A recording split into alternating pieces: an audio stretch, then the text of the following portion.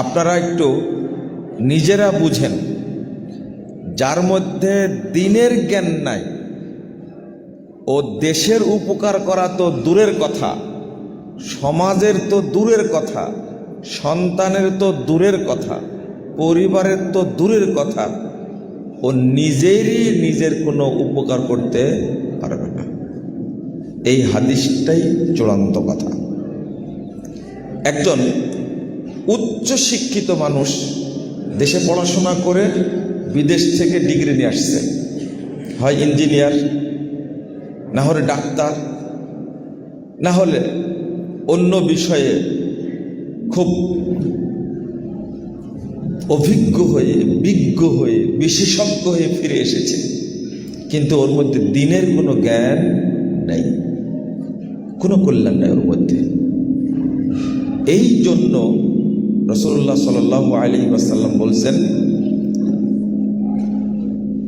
তলাবুল ইলমি ফারিদা আলা কুল্লি মুসলিম। প্রত্যেক মুসলিম নরনারীর উপরে দিনের জ্ঞান অর্জন করা ফরজ।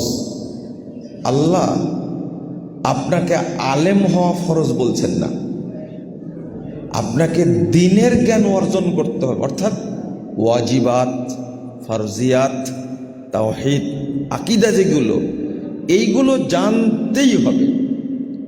উসুলে হাদিস জানা আপনার উপর ফরজ না, উসুলে ফিকহ জানা আপনার উপর ফরজ না, উসুলুদ্দিন জানা আপনার উপর ফরজ না।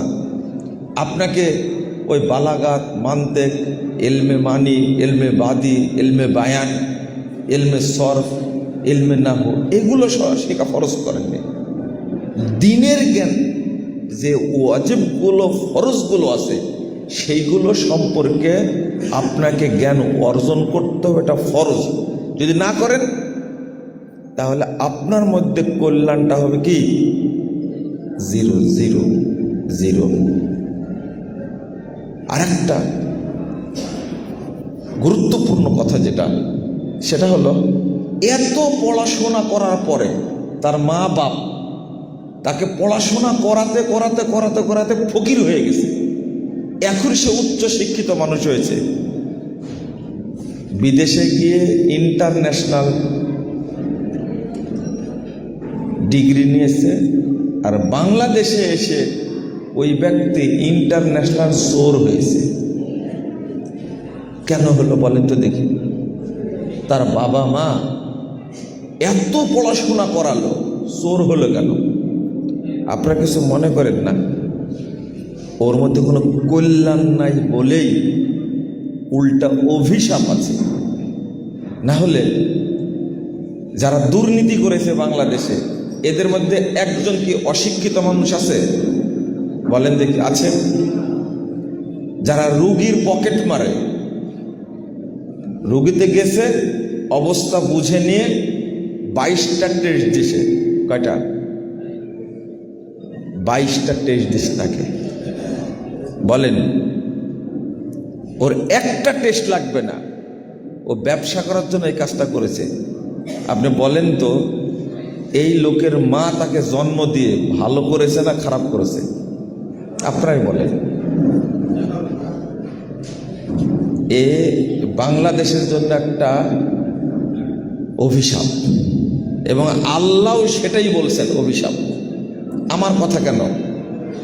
7 নম্বর আয়াত সূরা রোম, ইয়ালামুনা যাহিরাম মিনাল হায়াতিদ দুনিয়া ওয়া হুম আনিল আখিরাতি হুম গাফিলুন।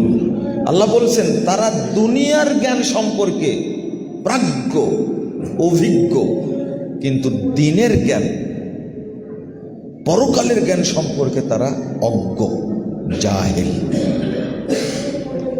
রাসূল সাল্লাল্লাহু আলাইহি ওয়াসাল্লাম বলছেন, ইন্নাল্লাহা ইউবগিযু কুল্লা আলিমিন বিদ-দুনিয়া জাহিলিন বিল আখিরাহ। যারা দুনিয়াবি জ্ঞানে অজ্ঞ, পণ্ডিত, কিন্তু দিনের জ্ঞানে জাহেল, আল্লাহ তাদের উপরে লানত করেন, তাদের উপরে অভিশাপ নাজিল করেন। উচ্চশিক্ষায় শিক্ষিত হয়ে একজন সচিব সাহেব, তিনি এখনো জানেন না যে চাটা ডান হাতে খেতে হয়। কোন হাতে খাই? বাম হাতে খাওয়া কার সুন্নাত? শয়তান হলো মালউন, অভিশপ্ত। তার সুন্নাত যে মানে সে কি অভিশপ্ত না? এক বাবা বলছেন যে আমার ছেলেটা ইঞ্জিনিয়ার, খুব ভদ্র। আমি বললাম যে বাহ, ভালোই। তা আপনার ছেলে চা কোন হাতে খায়? বলছে মাঝে মাঝে ডান হাতেও খায়, কিন্তু বেশিরভাগ সময় কোন হাতে খায়? বাম হাতে। বলেন এর মধ্যে কি কল্যাণ আছে? চাটাই খেতে জানে না, আর বলছে খুব উচ্চ শিক্ষিত। যখন রুকুতে যায়, এমন প্যান্ট পরেছে, রুকুতে যাওয়া মাত্রই পিছনের অর্ধেক বেরিয়ে যায় না? সালাত হয় না বাতিল হয়? বাতিল। সেজদায় যখন যায় আরো অর্ধেক বের হয়ে যায়, তাই না? এই এলেমটুকুই তার মধ্যে নাই যে সতর ঢেকে সালাত পড়তে হবে। এই এলেমে কি দাম আছে? ওযুটাই করতে জানে না। একজন বিসিএস ক্যাডার, বয়স হয়েছে মোটামুটি, ওযু করতে গিয়ে দাড়ি তো একবারে মহিলাদের চেয়েও খুব ভালো করে চাষা। আমি বললাম যে ভাই ওযু কিন্তু হলো না। কি বললেন? ওযু হলো না। আমি তাই বললাম, তো শুনলো না। কি করছে জানেন? এইভাবে পানি দেওয়া শেষ করে দিল। মানে থুতনির নিচে পানি দিবে কে? তাও দাড়ি নাই, থুতনির নিচে পানি দেওয়া সহজ না? হ্যাঁ, আমরা দাড়িওয়ালা মানুষ, এক চুল্লু পানি নিচে দিই। ওর দাড়ি নাই, দেওয়া ভালো। তো এইভাবে মুছে শেষ করে দিল। কথা যখন শুনলো না তখন বললাম, যেহেতু বিসিএস ক্যাডার, আমি বললাম স্যার আপনার ওযু কিন্তু হলো না। এতক্ষণ কি বলছিলাম? ভাই। পরে বললাম কি স্যার, কারণ হলো তার ইগোতে লাগছে তো, ওযুই হলো না। এখন বলছে আজীবন কি আমার ওযু হয়নি? আমি বললাম এইভাবে যদি করে থাকেন কোনোদিনই হয়নি, নামাজও হয়নি। আপনি যে দিকের পণ্ডিত, আমি ওখানে মাথা খাটাচ্ছি না। এটা আমি যে বিষয়ে জানি সেই বিষয়ে আপনাকে বলছি, আপনার ওযু হয়নি, সালাতও হয়নি, আবার পড়া লাগবে সালাত।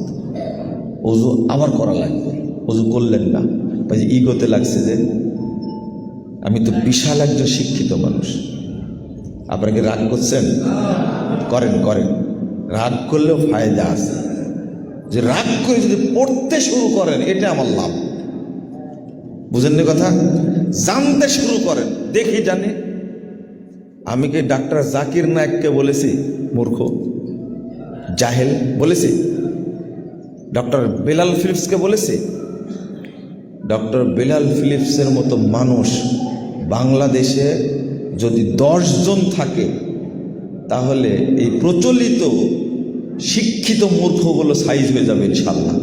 আরে বেলাল ফিলিপসের জন্য দোয়া করি, তার মতো মানুষকে যেন পৃথিবীতে আল্লাহ হাজার হাজার তৈরি করেন, তার জন্য দোয়া করি। আপনি মনে বুঝলেন না আমার কথা?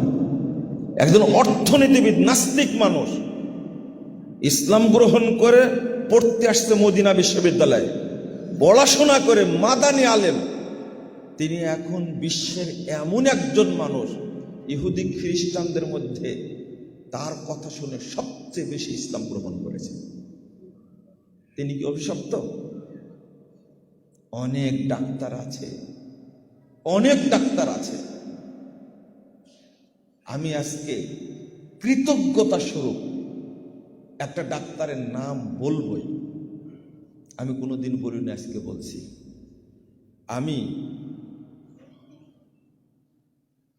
বারডেমের ডাক্তার, তিনি ডক্টর তুফায়েল আহমদ। কেন বলছি? হঠাৎ করে আমার বড় ছেলেটা অসুস্থ গতকালকে রাত, তখন 1:37 বাজছে, বুঝছেন? আমি তাকে শুধু সালাম দিলাম, কোনো পথ নাই। আজকে আমার প্রোগ্রামে আসারই কথা না। প্রোগ্রাম থেকে ফিরছিলাম, কোনো উপায় না দেখে ওনাকে সালাম দিলাম। ঘুমন্ত অবস্থায় মেসেজের শব্দ শুনে জেগে পেয়েছে, সাথে সাথে সালামের উত্তর দিয়েছে। দেখেন, আমি ডাক্তারকে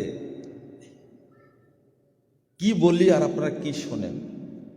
আমি ফোনটা দিলাম অত সন ধরে, আমাকে বলছেন ভাই কি হয়েছে এত রাত্রিতে? আমি বললাম যে খুবই জটিল সমস্যা, তখন খুলে বললাম, দুইটা পরামর্শ দিলেন, দিয়ে বলছেন যে আমি জেগে আছি, আপনি মেডিকেলে নিয়ে যান, যে দেখেন কি বলে।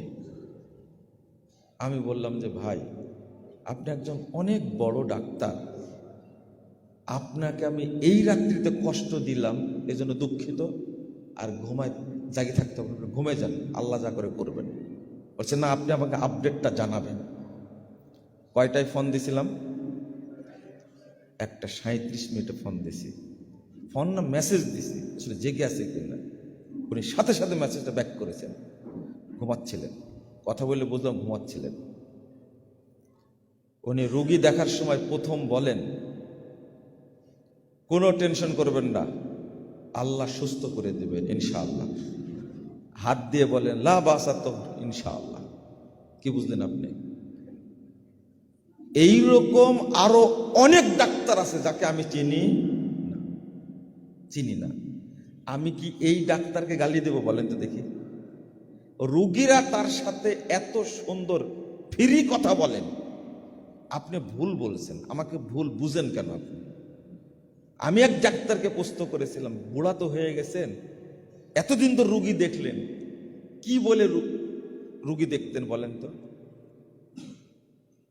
আজিবুল বাস রব্বান্নাস দোয়া আছে না, ডাক্তার এই দোয়াটা আজও জানে না, বুড়া হয়ে গেছে। কি কল্যাণ আছে তার দ্বারা? লাবাসা তহুরুন ইনশাআল্লাহ, ছোট্ট দোয়া, এটাও জানেন না। আসআলাল্লাহুল আযীম রব্বাল আরশিল আযীম আইয়াশফিয়াক, এই একটা দোয়া। আল্লাহ রাসূল বলছেন এই দোয়া যদি কোনো রোগীর জন্য পড়ে, আল্লাহ তাকে সুস্থ করে দিবেন ইনশাআল্লাহ। একটা দোয়া জানে না, আর একজন ডাক্তার সবই জানে। যে এইগুলো দিনই জ্ঞান অর্জন করে ডাক্তারি করে, আমি কি তাকে জাহেল বললাম? আপনি ভুল বুঝছেন, আপনি ভুল বুঝছেন। একজন ইঞ্জিনিয়ার আমার পরিচিত আছে, আরে আলেমদের চেয়ে মানহাজ ভালো বুঝে, কিছু কিছু ক্ষেত্রে আমাকেও বলে আপনার এই আলোচনাটা মনে হয় মানহাজ সম্পূর্ণ হলো না, আমাকে বলছে। একজন ইঞ্জিনিয়ার অন্তত 60 বার তিনি কোরআনের অনুবাদ পড়েছেন, হাদিসের অনুবাদ পড়েছেন। বাংলাদেশে বহু জাহেল আলেম আছে, তাদের সেই ইঞ্জিনিয়ার অনেক ভালো জ্ঞান রাখে। আমি কিন্তু আপনাকে বলিনি বিসিএস ক্যাডার হওয়া যাবে না, আমি এটা বলেছি কি না? আপনি বেসিক জ্ঞানটা অর্জন করেন, এরপরে আপনি ডাক্তার হন, আপনারই দরকার। এরপরে আপনি বিসিএস ক্যাডার হন, ইঞ্জিনিয়ার হন, আপনি সচিব হন। গোটা দেশটা চোরে ভর্তি হয়ে গেছে, দুর্নীতিবাজে ভর্তি হয়ে গেছে। এই বেসিক জ্ঞান অর্জন করে যদি আপনি কাজ করেন, আপনার দ্বারা দেশের বিন্দু পরিমাণ ক্ষতি হবে না ইনশাআল্লাহ। ওই লোক চাচ্ছি, এই জন্য আমার এই আলোচনা। আপনার রাগ করলেন মনে হয়, তাই না? না, রাগ করার দরকার নাই। আপনি নিজে এবং সন্তানদেরকে এরকম শিক্ষায় শিক্ষিত করেন, তাকে পাঠান আপনি জার্মানিতে, বড় ডিগ্রি নিয়ে আসান, আপত্তি নাই। চোর যেন না হয়ে আসে, বুঝেন না কথা? ডাকাত যেন না হয়ে আসে, ওর মধ্যে কোনো কল্যাণ নেই। এই যে প্রফেসর ডক্টর এম.এ. বারী প্রতিষ্ঠান খোলা হয়েছে, আমাদের সভাপতি মহোদয় যা বলার বলে গেছেন, এটা যশোরের জন্য বড় প্লাস পয়েন্ট। 6 শতক জায়গার উপরে মাদ্রাসা, আমি সাইনবোর্ড দেখে আসলাম, আসার পথে আমার যাওয়া হয়নি। ওর বদলে এখানে 25 শতক জায়গা, 25 শতক মানে অনেক, তো প্রায় 1 বিঘার কাছাকাছি মনে হয়, আপনাদের বিঘা কি হিসাব জানি না, 33 বিঘা তাই না? আচ্ছা, 25 শতক বেশ অনেক বড় জায়গা। তো এখানে একটা প্রতিষ্ঠান যদি করা যায়, আর একটা শেফা আইডিয়াল কি যেন দেখলাম, এটা একটু আমার এটা ভালো লাগছে যে দুইটা বিভাগ, একটা হলো কেতাব বিভাগ, আলিয়া মাদ্রাসায় পড়ে এলেমকে অপদস্থ করা হয়েছে, এলেম উঠিয়ে দেওয়া হয়েছে। যদি কওমি মাদ্রাসা না থাকতো তাহলে এলেম সম্পর্কে আপনারা কিছু জানতে পারতেন না। এক। দুই নম্বর, দেওবন্দি আর বেরলভী ধারা, এটা জেনারেল শিক্ষার চেয়ে বেশি খারাপ। কথাটা আবারও বলছি, কারণ ওরা 16 বছর পড়াশোনা করে গবেষণা করে বলে আল্লাহ সর্বত্র বিরাজমান। এই আলেম নামের এই জাহেলটাকে আপনি 70-100 বছর সময় দেন, ও হেদায়েত পাবে না। কিন্তু একজন জেনারেল শিক্ষিত মানুষ, তাকে আপনি 5 বছর সময় দেন, বুঝান, সে হেদায়েত পাবে ইনশাআল্লাহ। আল্লাহ তাকে হেদায়েত দেবেন। ওই যে কাসেমি, রিজভি বলেন, এগুলো হাটহাজারি, সাহারানপুরি, এইগুলো পড়াশোনা করে গবেষণা করে বলে আল্লাহ সর্বত্র বিরাজমান, আল্লাহ নিরাকার, নবী মরেনি। নবী কি মরেনি? নবীরা তো গায়েব জানতেন। আরে আমার মরা পীরও গায়েব জানে, কবর থেকে সবকিছু বলে দেয়। যদি পড়াশোনা করি, এই আকীদা লালন করে, এই আকীদা প্রচার করে, এরা কি আলেম না জালেম? জাহেলেরা। কওমি ধারায়, দেওবন্দি ধারায়, বেরলভী ধারায় পড়া মানে আল্লাহ সম্পর্কে বদনাম করা। এখন থাকলো কি, আহলে হাদিস প্রতিষ্ঠানগুলো, গুটি কয়েক প্রতিষ্ঠান, তার মধ্যে যশোরে একটা প্রতিষ্ঠান হোক, এই যে একজন বিখ্যাত, বিশ্ববিখ্যাত মুনিশির নামে প্রতিষ্ঠান, professor doctor M A Bari model মাদ্রাসা রাহিমাহুল্লাহ, এই প্রতিষ্ঠানটা যশোরে হোক। আপনাদের দায়িত্ব প্রতিষ্ঠানটা গড়ে তোলা। একটু বলেন তো, ইনশাল্লাহ করবো আমরা? ইনশাল্লাহ বলতে রাজি নাই আপনারা মনে, তাই না? কে কে ইনশাল্লাহ বলেননি? বলেন দেখি। বলেছেন সবাই? আশা করি এখানে প্রতিষ্ঠান গড়ে উঠবে ইনশাল্লাহ, ইনশাল্লাহ। কারণ আমি যতটুকু বুঝি, হঠাৎ একদিনে গজে ওঠে না, একদিনে গজে ওঠে না। ওই যে সভাপতি মহোদয় বললেন দারুল হুদার কথা, রাজশাহীর 1962 সালে শুরু করেছিলেন।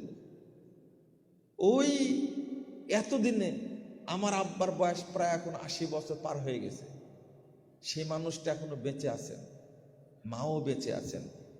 এতদিনে দেখলেন প্রতিষ্ঠান, দাওরা হাদিস প্রতিষ্ঠান, তারপরে মানে ছাত্ররা বুখারি পড়ে, মুসলিম পড়ে, তিনি দেখেন বসে বসে। মদিনা বিশ্ববিদ্যালয়ের সাথে সেটা মুআদালা হয়ে গেছে, আলহামদুলিল্লাহ। এই প্রতিষ্ঠানও একদিন হবে, তখন হয়তো আপনাদের গোলাম রহমান সাহেব বুড়া হয়ে যাবেন, হতে পারে না? আমি নিরাশ না, আপনারা শুধু দোয়া করেন আল্লাহ যেন এই প্রতিষ্ঠানকে কবুল করেন, বলেন আমিন। আর আমার এক খালা দায়িত্ব নিয়েছেন নাকি, শেফা আইডিয়াল ইনস্টিটিউট অ্যান্ড অরফানেজ, এখানে এতিম আর দুস্থ যারা আছে তারা পুরোটাই ফ্রি পড়াশোনা করবে, আর এটাই হবে হেফস। এটা কি হবে? হেফস। বাহির থেকে করবে, আপনারা কিছু করবেন না, কিছু করবেন না। আসলে কাউকে না কাউকে আন্তরিক হওয়া লাগে। আমি খুব প্রশংসা করি একজন ডাক্তার মানুষ, দেখেন তিনিও একজন ডাক্তার, এই যশোর শহরে একজন মুসলিম উদ্দিন ডাক্তার, ওই যে প্রতিষ্ঠানটা করেছেন না, কেমন ত্যাগ থাকলে বেনাপোল, যশোর বেনাপোল রোডের সাথে এই জায়গাটা দেয়। অন্তরটা যদি পাকা না হয় কেমনে দিবেন? শুধু উনি দিবেন, আপনারা কিছু দিবেন না। আমার আত্মীয় একজন আমাদের প্রতিষ্ঠান দেখে বলে যে, পেয়েছিলে তোমরা মহসিনকে, আর তার জায়গা জমি যা ছিল, বাগান যা ছিল, সব মাদ্রাসা এটা সেটা করে ঈদগাহা, তারপরে গোরস্থান, জমিগুলো সব তার নিয়ে নিলে। যদি তোমরা তৈরি করতে তাহলে বুঝতাম জমির দাম কেমন। মানে বাপের জমি আছে যতটুকু, অতটুকুর উপর দিয়ে বিশাল জায়গার উপরে দিয়ে ডাইনিং করে দিয়েছে। বাপ এখনো বসে আছে, কোনোদিন বলেনি যে বাবা এই প্রতিষ্ঠানটা কি করলে, এত বড় জায়গা। আমি যেটা বলছিলাম, কোনো না কোনো মানুষকে দায়িত্ব নিতে হয়, আর তারকে লক্ষ্য করে ওই জায়গাতে আল্লাহ বরকত নাজিল করেন। কথা কি বুঝতে পারলেন? যশোর দেখেন না, এখন তো 3 তলা হয়ে গেছে জায়গাটা। কারা করেছে? আপনারা করেননি? এখানে এত বড় ব্যক্তির নামে প্রতিষ্ঠানটা, এটা সারা বাংলাদেশের জমিয়তে আহলাদিসের সমস্ত ডোনারকে উচিত এই প্রতিষ্ঠানটা সবাই মিলে তৈরি করা। 25 শতক জমির উপরে হবে কেন? এখানে কয় শতক? 1 শতক জমির দাম কত? কত বলেন তো? এখানে কয় লাখ? 3 লাখ। 1 শতকের দাম কত? 3 লাখ। এই ফতেপুর লোকজন নাই যে 2 জন মিলে 1 শতক বা 3 জন মিলে 1 শতক জায়গা দেওয়ার। আছে আমি মনে করি, কিন্তু কি নাই? কোনটা নাই? অর্থ আছে কিন্তু কি নাই? মন নাই। সব মারা যাওয়ার দিনে সব সন্তান মিলে জমিগুলো সব কবরে দিয়ে আসবে। ওখানে থাকবে না জমির জায়গায় থাকবে, কিন্তু আপনি নিয়ে যাবেন কতটুকু? 5 কাঠা? কতটুকু? আল্লাহ যেন আমাদের বোঝার তৌফিক দান করেন। প্রথম কথা হলো এই প্রতিষ্ঠানের আমি যেটা বলবো, দাতা সদস্য হবেন। কি সদস্য? আজীবন দাতা সদস্য হবেন, আজীবন সদস্য। আমি একটা ফিগার বলে যাই, এই এলাকায় যারা আছেন আজীবন দাতা সদস্য হবেন। ওনারা কি করবেন তা জানি না, তবে আমি প্রতিষ্ঠানের আজীবন সদস্য, নিম্নে 5 লাখ টাকা দিতে হবে। কয় লাখ টাকা? 5 লাখ টাকা। বেশি ধরে বর্তমান যুগে, আজ থেকে 30 বছর আগে ছিল 1 লাখ টাকা। 30 বছর পরে কি 5 হয়? কত হবে বলে তো দেখি?